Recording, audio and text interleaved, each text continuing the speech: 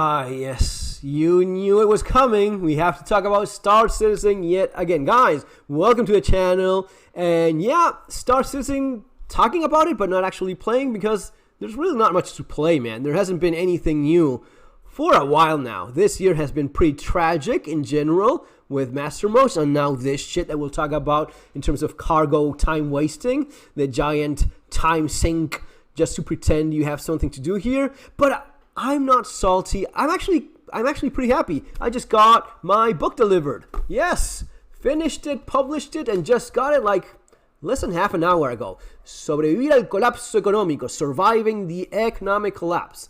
Just published it and got my first copy. Yeah, I mean, it's a Spanish version of a book that I already wrote a few years ago, which is this one. Surviving the Economic Collapse, based on my experience of going through that in Argentina. In case you're interested, it is available in Amazon if you want to go check it out. I'll leave the links there below. It's this one. So, Monster Surviving the Economic Collapse, over 1,000 reviews. Yeah, that's not too shabby. Yeah, if you want to learn about realistic survival and preparedness, that's what I do. That's what I write about. And yeah, that's why that's not my profession. Shilling is not my profession. My profession is writing and doing this sort of stuff, right? But we have to talk about this yet again. And it's interesting that, you know, the satisfaction of a job well done, of finishing things. I mean, as well done as you would expect, there's always going to be criticisms. You know, there's always going to be people that don't like what you do. And as you saw, I mean, in my case, I've always been very fortunate. But I've been very fortunate because I give a fuck, because I care, because the same standards that I expect from others, I have for myself.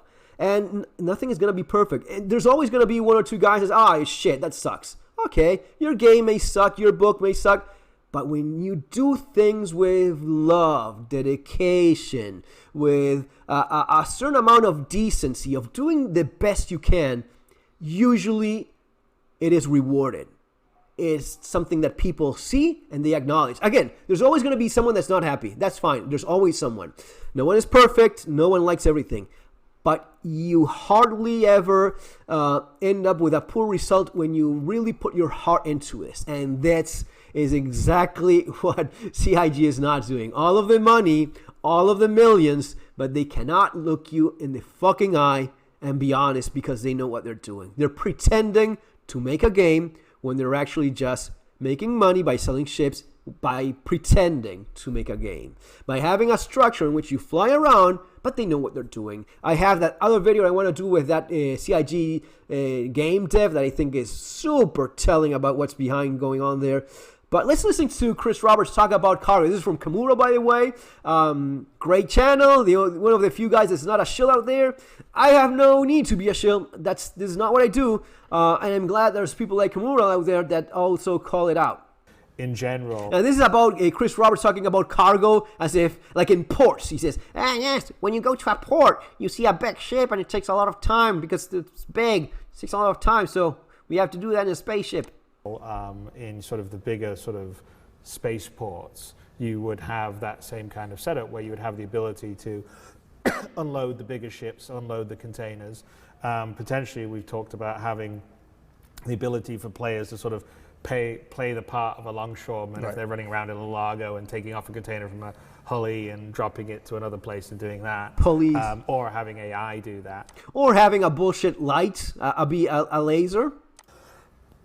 And then there obviously will be cases where, which is probably a later question we have here, but there'll be manual unloading and loading of cargo where you don't have the sort of big services, you know, like if I just had a ship and I was off the coast somewhere and there wasn't a port, then obviously I would have to be doing it myself. And so I think we've been looking at ways that you have the sort of automatic option that's the services provided. Automatic option when appropriate, but the fidelity so that on these smaller ships you can actually, and this makes for much more interesting gameplay in a lot of times, in a lot of different cases, because you can imagine scenarios to where you need to deliver a smaller quantity, a half dozen, a dozen, you know, specific crates of some sort of, you know, illegal liquor or something to somebody at a planet. I think so the answer is there will be services, but we'll also have some specialized ships and equipment for unloading you know, cargo. We have a pretty Yeah, it's going to be taking forever, right? You can't talk about this in a vacuum. You cannot do like Chris Roberts did here. Talk about, oh yes, because in ports there's pulleys and ships and it takes forever to unload. Yeah, you know what, Chris? You also make a shit ton of money if you bring a giant ass ship full of containers. So there is a sense of reward for what you do. If you're telling me that I have to park a C2 and wait for 2 hours, okay, that kind of sucks. That sounds pretty boring. I mean, am I supposed to just sit there waiting? Am I supposed to move boxes myself for half an hour? If I'm going to wait for AI or NPCs or even other players that want to make money, you should be rewarded for that. You should make a lot of money, Chris. That's what you do when you park a giant ass boat full of containers in the west coast of US and it takes half a day to unload it. It's a shit ton of money that you're making, and that makes it worth it. But even if you do get a lot of money, this is alpha, nothing matters. Well, that's the other problem. Since this is alpha and nothing matters, and besides that, there's no fucking game, there's no persistence, there's no progression, there's nothing that you can actually buy that you actually get to keep and have a sense of satisfaction for what you did. No. You talk about this in a vacuum as if time wasting was in a context of, yeah, now I can buy my house in New Babbage. Now that I wasted 2 hours of my life looking how AI moved boxes around, right? Or I did it myself. Now I finished the payment for my New Babbage home or my ship that I actually get to keep. Which, yes, it is a real thing in many video games. You're not constantly pushed to buying with real money. Just pretending that's how it works, it's ridiculous. Just talking about it, you know what I wonder? Did he already know what he would become? This is 2017. Did he know? Because I believe, I always wonder about these things. Was he always this cynical? Or did he just become the cynical person that he is now, pretending to make a game just to stay out of jail basically and not get sued out of his pants? But selling your soul to the devil, doing things that you're ashamed of for money, that has to be hard, man. I get it. You make a ton of money and that's very nice, but you're like an OnlyFans girl, right? Oh yeah, you make millions. Yeah, but you're kind of a prostitute, right? It sort of sucks. You have the money. When did you whore out your dignity and your decency, and you started lying to people in such a shameless manner, and just because you have a bunch of shills in this community, because they don't have an honest job, they just shill.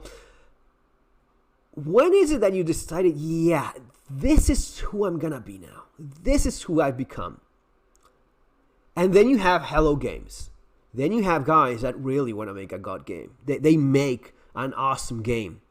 And they don't get it right the first time. That's okay. You generally don't. But you go at it and you keep working and you have your dignity. You have your decency. You look at players in the eye and say, you know what, man, I'm going for it. Maybe I didn't manage to get it now. Maybe it wasn't this year. Next year's going to be even better. And you know what? Next year's going to be even better and better and better, because that's who I am. I don't lie to myself. I'm certainly not going to lie to you. I will make the best possible space sim damn game ever, whatever the bullshit was, the line of that. Hello Games is doing that right now. I just saw patch 5.0. It is very good. And the amount of content and meat and stuff, and it's completely different from where it got started. But here you have the other side of that coin. Now, as I was saying, I wonder, was it already in 2017 that he believed his own bullshit and he thought, yeah, maybe one day we will have the pulleys and it will be a huge economy, and of course, a big ship, it's going to be taking forever to unload. But at some point, he realized that, nah, I'll just say these things I think it was close. Maybe 2020 or so was a moment in which they said, damn, this is who we are now. We've been peddling this, yeah, we need to finance the best damn space sim ever, a bullshit line. And then they said, yeah, we're just selling ships, man. That's all we do here. We just pretend to develop a game, but 7 years ago, you still have nothing, no NPCs, no machines. Well, we have this cringe magical handheld tractor beam where our characters can move containers exceeding 100 tons without any effort. If we would have this kind of tech in the future, and that's a big if, I mean it's impossible, we wouldn't need elevators and stairs. Kamura is so fucking right. Why do you even have an elevator? Why is it that elevators exist in this world where you can magically be regenerated with your DNA? But more to the point, you have a beam of light that negates gravity and weight from things and moves it as if it's completely weightless. You have a hand tool that moves that already. Why do you need to do anything else? Just have a couple of those beams of light and move it. It's going to be seconds that you unload anything. The technology in the game is so already. In No Man's Sky, in the stations, if you go upstairs, there's like an automated arm that grabs boxes and moves them around. I mean, it's it's like the setting of the place not doing anything. But fuck it, those are things that already exist. You have robots that move stuff already in this world. Not in a video game, not in a futuristic world where there's a beam of light moving stuff. That is ridiculous. It makes no sense. The only sense it makes is that they use it as a time sink so as to have you tricked into thinking you're playing when you're actually doing nothing. Just watching a clock and waiting or moving boxes around. I mean, if you were honest, if you were decent people, if these guys were honest about what they were doing, right? That's why I was asking. I wonder, 2017, did he know already or did he not?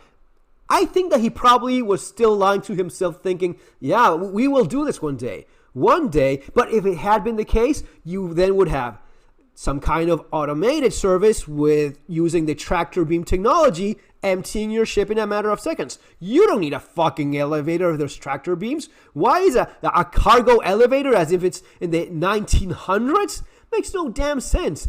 At the same time, I would have something, a paid AI service of some sort or automated thing. If I don't want to waste my time, I pay a little bit more, but still it's balanced well enough so it still makes sense. And even more to the point, and something that they were saying is, yeah, when it's like smaller amounts of cargo, illegal stuff, you maybe have to rush and move it quickly by hand because it's illegal stuff in a far distant moons, which we don't have because we have just 4 planets. But it would be the case of, yeah, that would make sense. It's something with a piece of paper and a pen. You can write that down and say, yeah, big ship, X amount of cargo, automated, illegal stuff, small boxes, risk reward, payment. That is it. Not this shit that you're giving us. Not this crap of wasting your time claiming ships, waiting for cargo to get moved, not being able to access your stuff without getting pirated because they couldn't even be bothered to actually do the rest of the game, even the basic parts, so as to allow this to even work. It is embarrassing. Guys, there's another game. I'm really enjoying it. It's called No Man's Sky. I strongly recommend you check it out because it's a lot of fun. I know that for some people, oh no, but the ship interior, well, play enough and buy yourself a damn freighter. It's enormous and you can have like a little city inside if you're that desperate for interiors. And I get it. I do get it. I know exactly why you got in. I know exactly why I still will check it out every once in a while to see if they change. Because people can change. Companies can change. They even can change hands at times. And maybe at some point there's something worth my time.